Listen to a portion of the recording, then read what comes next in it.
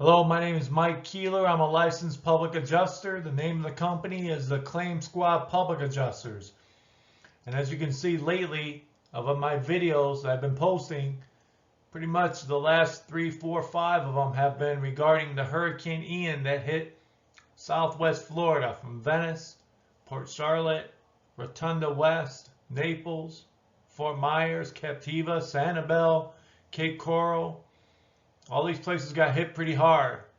So it's important that we focus on, for those people, how we can help them, and more so, what your policy provides and what you can do to try and maximize your claim to the best that you can.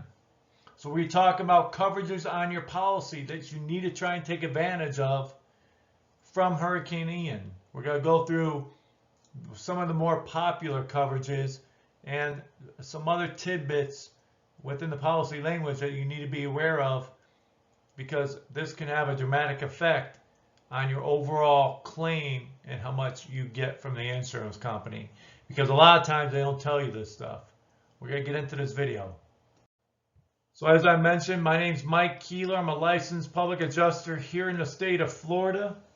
I pretty much handle claims from the Panhandle down to the Keys. Here's my cell phone, email, and website. Should you need to get a hold of me, have a question, or need help with a claim. All right, so let's start off with loss of use. All right, if you take a look at your policy, you'll find loss of use. This is part of the ALE family. All right, additional living expenses. So loss of use is part of that family. Now, a few years ago, the insurance company used to give people upfront money from their loss of use if you can't live in your home. They still do with fires, but sometimes it's not right away. Sometimes they say, well, we got to come out to inspect everything. And as we've seen from the last few hurricanes, they're not doing anything for people. So the people that try to handle them claims themselves, look at this part only, and you decide if your insurance company wants to do the best for you. They are not doing anything for people to put them up in a hotel, find them a place to live, or give them money up front. People are having to file with FEMA, I'm sure a lot of you guys know this, to get money, to live somewhere else. Or what people are doing is living in basically inhabitable houses, or houses that are pretty bad shape, having to live in mold, having to live with wet walls, having to live maybe with no walls. So anyhow, this alone should prove to you that the insurance companies are not looking to help you. But this used to be something they used to do. They used to give people money up front, even for hurricanes. Not anymore. The last 5 years, they're not doing it. So loss of use enables you to live somewhere else under conditions when your home is inhabitable or severely damaged. All right. Now the kicker is here. Now it's on an incurred basis. So let me talk to you about this, because a lot of people will get the impression, well, I've got $48,000 in loss of use. So the way they're doing it now, as I said, rather than give you money up front, you have to incur it. So if you have 2 weeks of a hotel stay, you produce that receipt to the insurance company. Now there's kind of a loophole, and what you can do is this. Let's say a hurricane hits on November 1st and you enter into a contract for Airbnb. Your house has a lot of damage. You enter into a contract with somebody for Airbnb on November 15th. And because of the amount of damage, you rent it for 3 months. So if you get, let's say on November 7th, a week after the hurricane, this contract, and then a week later going into the Airbnb, if you have what that cost is, and let's say it's $3,000 a month, so 3 months, $9,000. You can supply that to the insurance company, and it's actually considered incurred, even though you may not have exchanged any money. And so the insurance company should pay that $9,000 bill. Now you can do this with a hotel, you can do it with an apartment, you can do it with Airbnb. As long as you have a contract and your signatures are on that contract, all right, it's considered incurred in the state of Florida.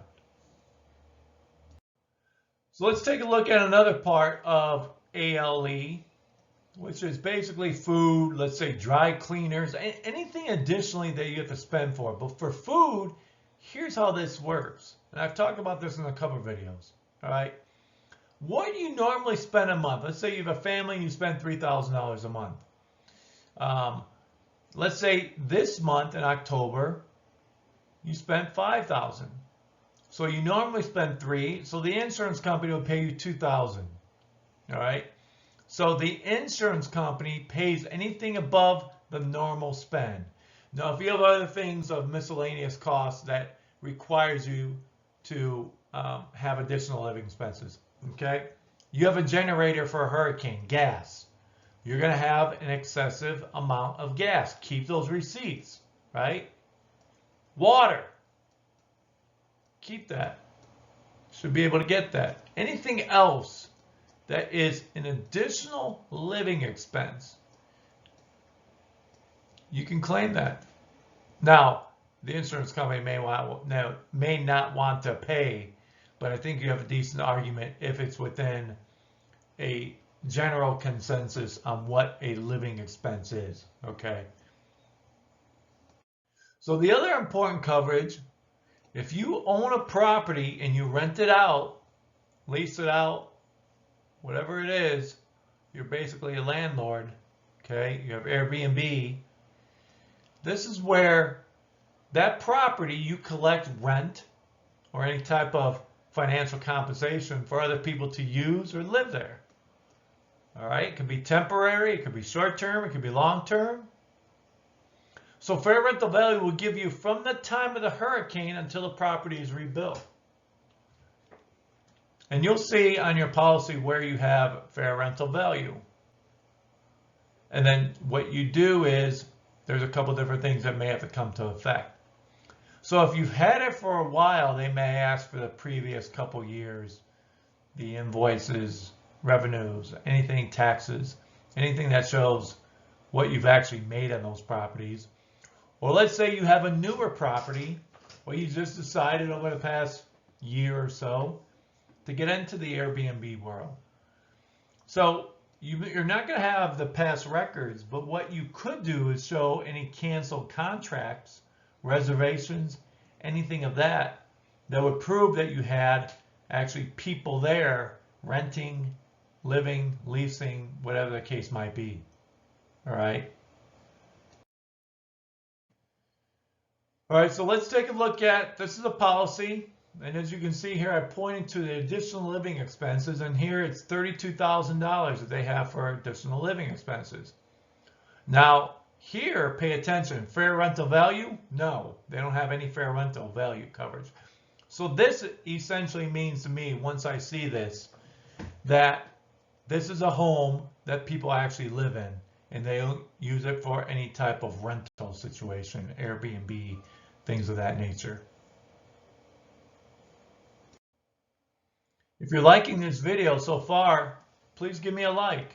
And also, if you want to see more videos, whether it's a condominium, homeowners, if you have any type of construction claim, any type of building, apartment building, condo, and you want to see more videos relating these topics involving property damage claims and homeowners claims, subscribe to the channel so you can get all the videos that I produce.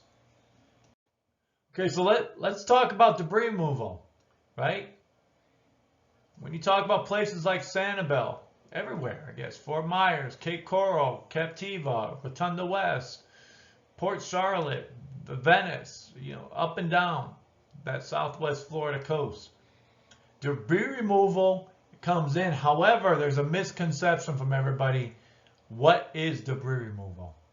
So you usually get 5% of coverage A. As you can see here, I put here and circle debris removal, yes, 5% of coverage A limit. Now, we're going to go through a little bit about what debris removal is and what it isn't. All right, let's talk about debris removal. What is it? Is it trees? Is it shrubs? Is it plants? Because let's face it, in the hurricane, there were a ton of debris, right? Not only furniture, but the trees and the landscaping part of it was unbelievable. So debris removal is going to be, let's say, gutters, pool cages, anything like that. That's going to fall underneath debris removal. Beds, carpets. Now, as you can see here, I put this box up. We will also pay your reasonable expense up to $500 for the removal of resident premises of your tree felled by the peril of windstorm or hail. All right. Provided the tree damage or covered structure, the $500 limit is most we will pay, and any wind loss regardless of the number of fallen trees. This is what I see in 90% of policies. So there's a $500 limit on trees. Why do they do it? As we have seen from Hurricane Ian, the amount of tree, shrubs, landscaping damage in some areas, especially like Captiva and other places that have a lot of natural beauty, it'd be $50,000 or more for some of these houses. So the insurance companies know this is a huge amount. I mean, if you have one fallen tree, it could cost anywhere from $2,000 to $7,000, $8,000, depending on the size of the tree. The Orlando area has a ton of trees, these big trees that fall on homes, and it's expensive to remove. So up here, it talks about trees, and I sort of lowered it, but it gives specifically about trees, and then they talk about shrubs, plants, or lawns, all right? And they talk about what they cover. Same thing. Here, it talks about with the trees that it's covered, the perils insured against fire, lightning, explosion, riot, civil commotion, aircraft, vehicles, nothing about wind, all right? But again, no more than $500 of this limit will be available for any one tree, shrub, or plant. So, yeah. The insurance company, listen guys, the insurance company does what they can do to limit what they're paying people. I mean, this isn't by accident. So let's go for the last part of these coverages that you need to utilize after a hurricane. We're going to go into law and ordinance. All right? Probably the most underutilized part of your policy coverage, without a doubt, because we all have to rebuild. If you made a claim, you probably got to get a permit. Nobody submits permits underneath law and ordinance. Permits are costly a lot of times, depending on what you're doing. Could be a couple $1,000s when everything's said and done, right? Don't let the insurance company get away with that. Don't let them off the hook. Send an email. Remember, I'm a big email guy. I'm not a big phone call guy. I do 98% of my communications by email, documentation for legal reasons. All right? 2% phone calls, if that. That might be generous. They call me, I don't even answer these insurance people. I let it go in a voicemail, I send an email.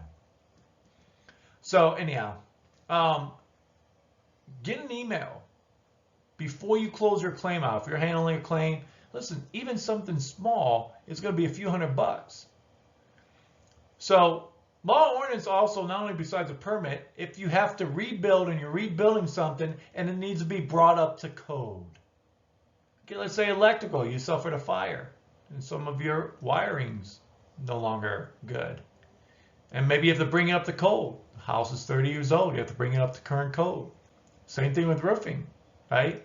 Anything that needs to be brought up to code, and hopefully your GC or builder knows this, roofer, whoever else.